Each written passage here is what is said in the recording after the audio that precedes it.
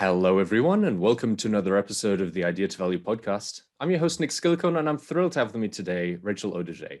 She's an innovation facilitator, and she runs Systematic Inventive Thinking in Australia, and is also the author of an upcoming book, Unblinkered. I'm really excited to talk to her today about all of the unconscious biases that prevent innovation and how we can get over those hurdles. Rachel, it's wonderful having you here today. It's really nice to be here. I've been looking forward to it, Nick. Thank you.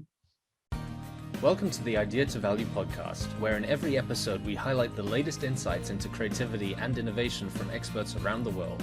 I'm your host, Nick Skillicorn. I care about the evidence behind what makes ideas happen, and I've already helped thousands of people just like you through my unique insights into recent scientific findings of how creativity works. I also show you how to turbocharge innovation programs so they finally deliver on the value and ideas you've been struggling to execute. Get your free training on how creativity can be improved by registering now at www.ideatovalue.com. Now let's get on with today's episode. So, Rachel, for people who don't know about you or the work that you do, could you just give us a brief background as to where you got started and how you got to where you are now? Yeah, with pleasure. So I started as a marketing consultant in France back in the early 90s.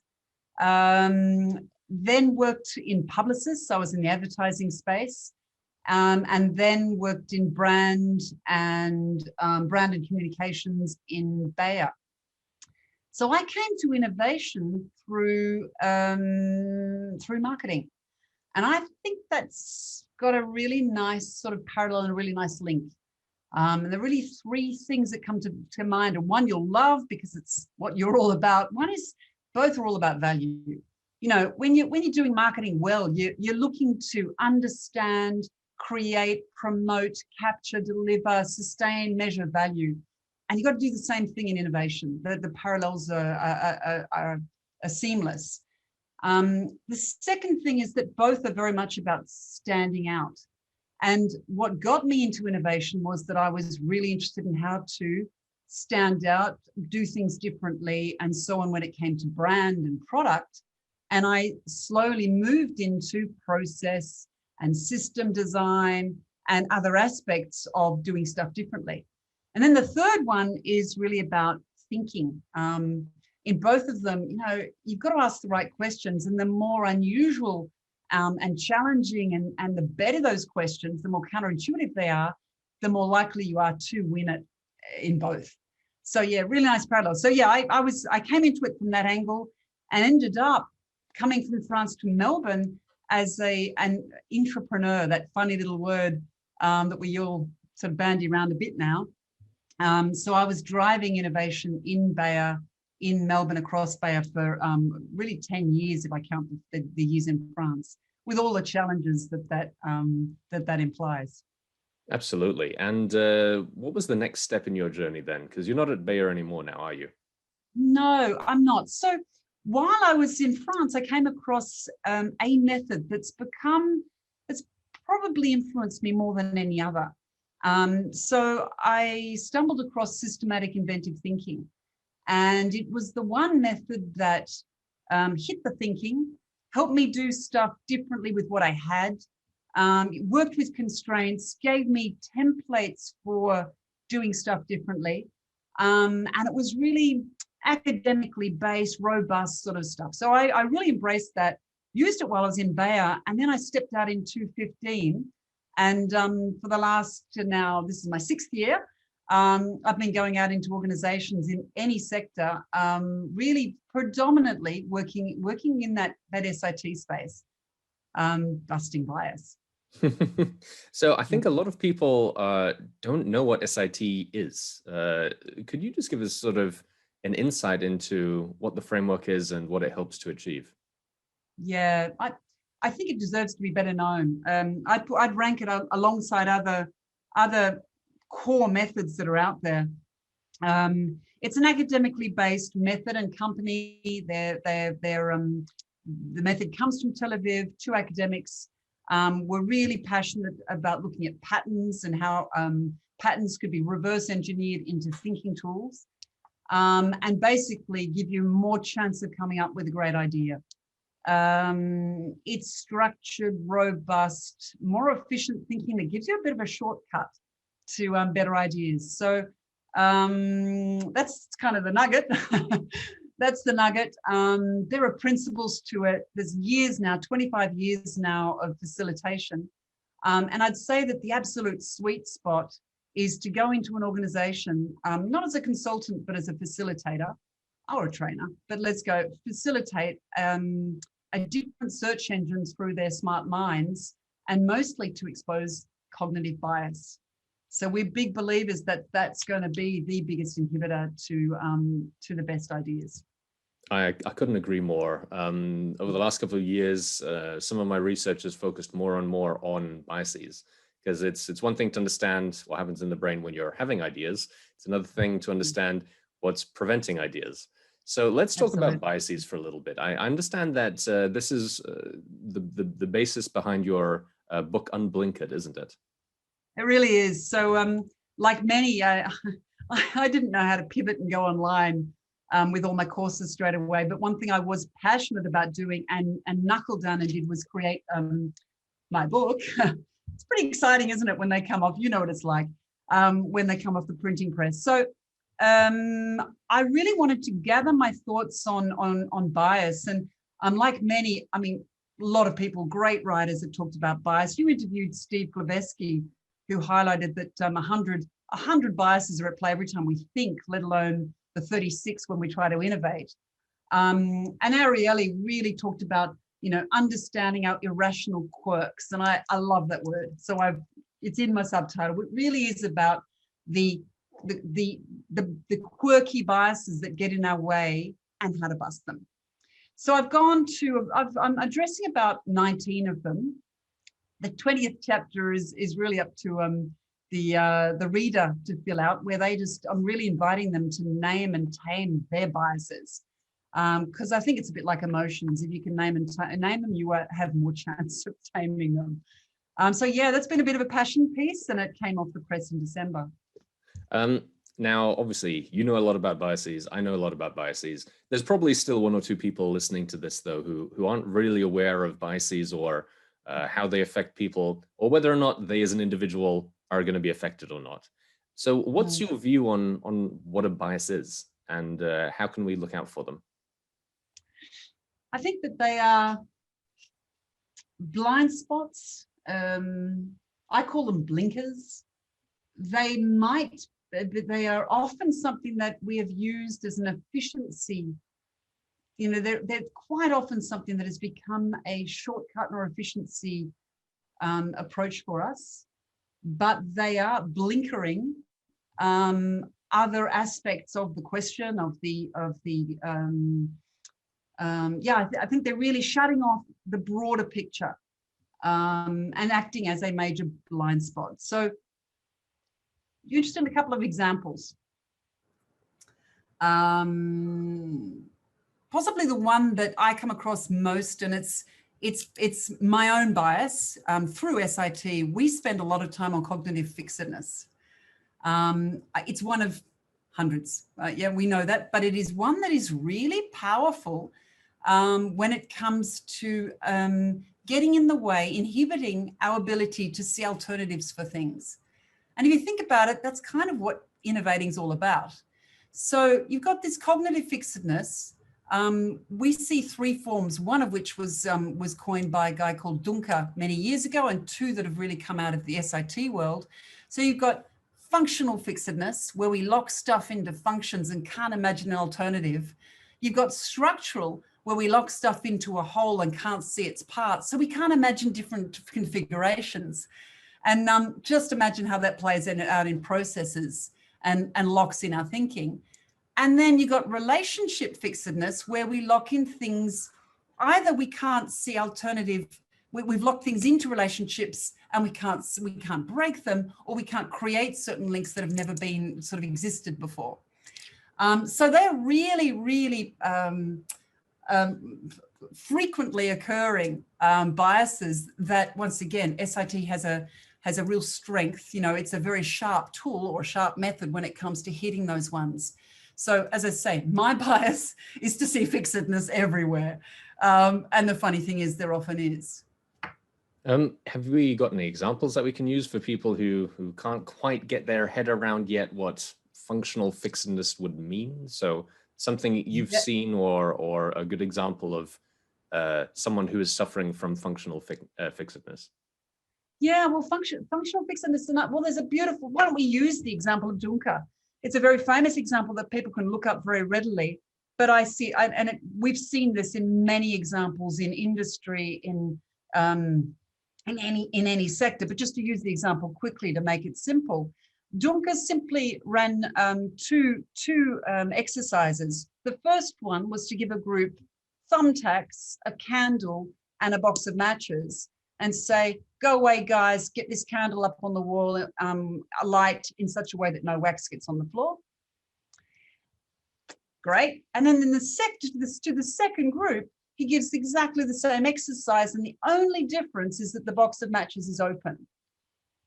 And what happens is that the second group goes 80% faster, and he observes, his conclusion is that what's going on is that people can't attribute, they can't give a function to that little drawer. They don't see it as a resource. Now we jump on that and just say, guys, one of the first things you want to do in a systematic inventive thinking is symbolically open your box of matches. Systematically work through your inventory, because it's very likely you're going to miss something that's right under your nose.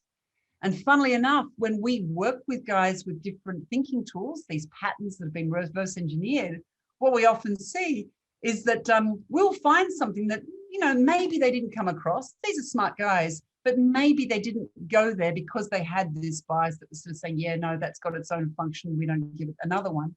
And then they'll go to the coffee machine afterwards and nudge each other and say, surely we thought of that, because it's right there under their nose, So that's how it's how funny it is, really. But it's also why we sort of talk about inside the box thinking, because we're saying, the weird thing is we're richer than we think. There's stuff that's right there. We just miss its additional function or an alternative configuration or a different relationship. I think functional fixedness is very interesting when talking about actual products and seeing physical objects that could be used in new ways.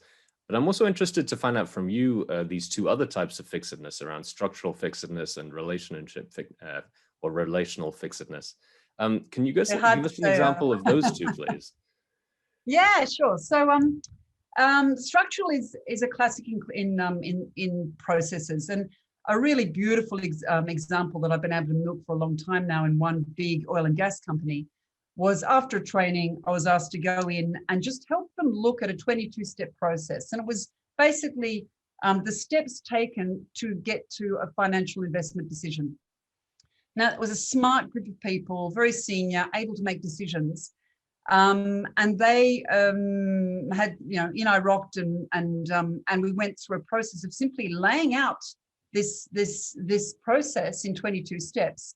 And then I used one of the tools, which is a very fairly intuitive thing to do, which is to take a step and move it in time or space.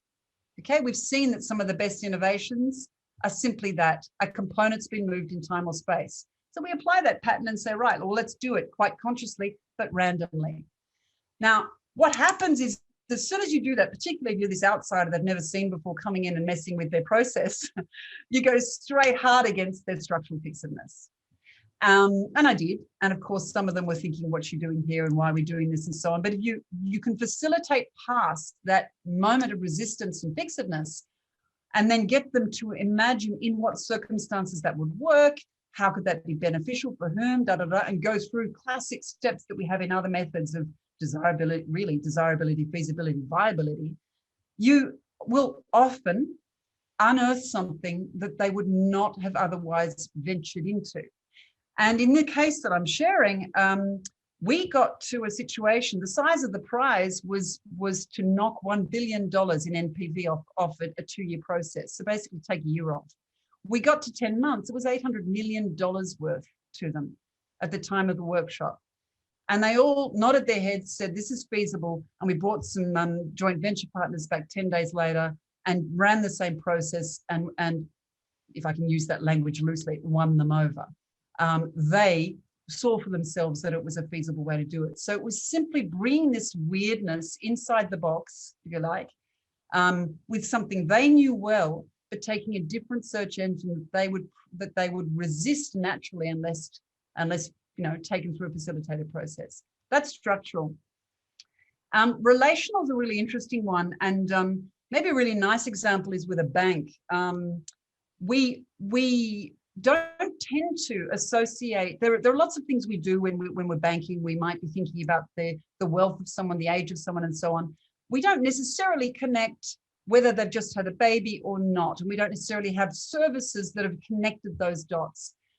With one bank, we used a tool called attribute dependency, whereby we connect. We make new, fresh connections between two variables. And so the bank connected the age of a baby, or the fact that a couple has just had a baby, with the mortgage payments, and simply said, let's suspend mortgage payments for 3 months.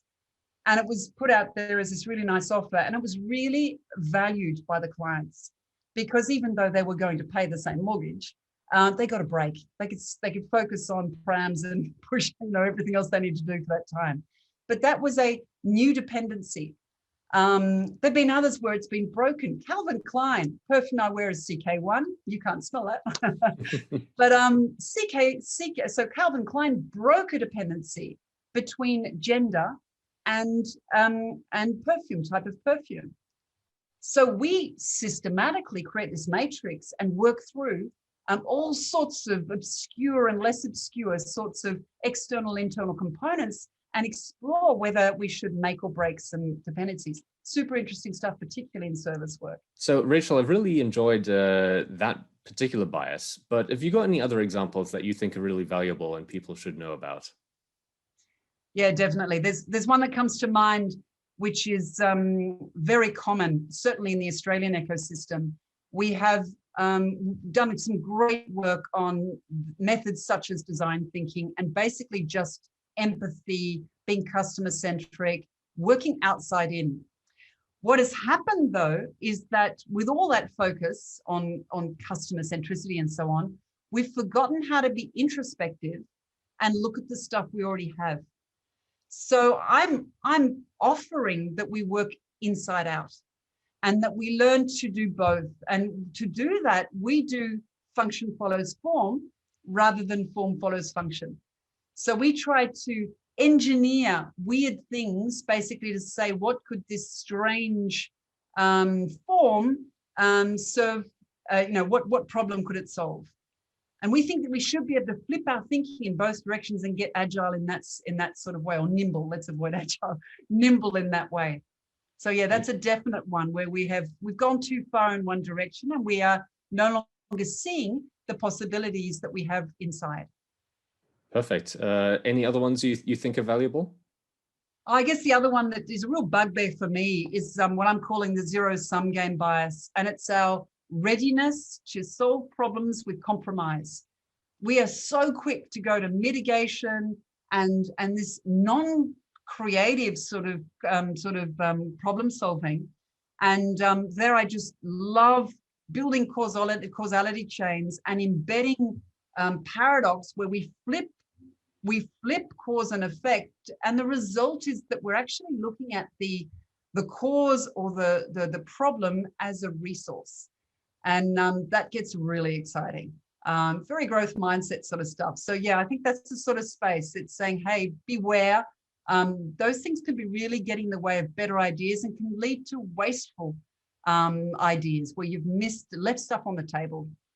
Now, you mentioned earlier that you've got about 19 biases listed in your book, but chapter 20 is a bit different. So yeah. What's the purpose of chapter 20 and why is it in there? Well, it's chapter 20 is me saying, look, I'm just checking it is chapter 20 because I'd be capable of getting that wrong. Chapter 20 is me giving a summary, and then I give a little section at the back. So chapter 20 is the unblinkered way forward. And then I give a section at the back where I'm saying, hey, write down the biases blinkering you. This is not a notebook, but it really is saying capture your own. Now, what is the point? The point is that we're talking about something that is unconscious. So like anything we're working on, we're trying to be conscious in our creation. We're trying to be conscious thinkers. We're trying to bring things to the surface so that we're aware of them, so that we can handle them. My premise is not that bias is bad per se. Sometimes I'm suggesting ways of using a bias very favorably, but other times you want to lose it. What I'm inviting people to do is take this as an initial exploration and go further within their organization and say, hey, have we got you haven't got the blue sky, you haven't got the big picture bias, or the you haven't been around 10 years like I bias, or whatever. What is in operation? Now, there are more insidious biases. I have stayed away from those. I'm not going to those, but I do give some suggested reading on them. Perfect. Rachel, unfortunately, we're coming up to the end of the interview, but it's been wonderful speaking with you. If people want to find out more about you and your work, or where to find the book, what's the best place they can go to find out more? I think the best spot is my website. So that's simply the address that's underneath. So www.rachelaudige.com, and they can also grab a copy of my book there if they so wish. Perfect. I'll make sure to get that link down in the description below. Rachel, it's been wonderful speaking with you, and I look forward to speaking again with you soon. Thanks, Nick. Thank you so much for listening. If you liked it, please like, share, and subscribe, and leave me a comment about what you thought and what you'd like to see more about. If you want to take your creativity and innovation capabilities to the next level, then invest in yourself with the premium training only available at ideatovalue.com. These exclusive training modules have all been put together by me, Nick Skillicorn, and have been used by thousands of artists, innovation leaders, and CEOs to become better at understanding the source of their creativity and executing on their innovation ambitions. And there is no risk to you, as they are backed by our money-back guarantee. Now, don't forget to go out there and make your ideas a reality. See you again soon.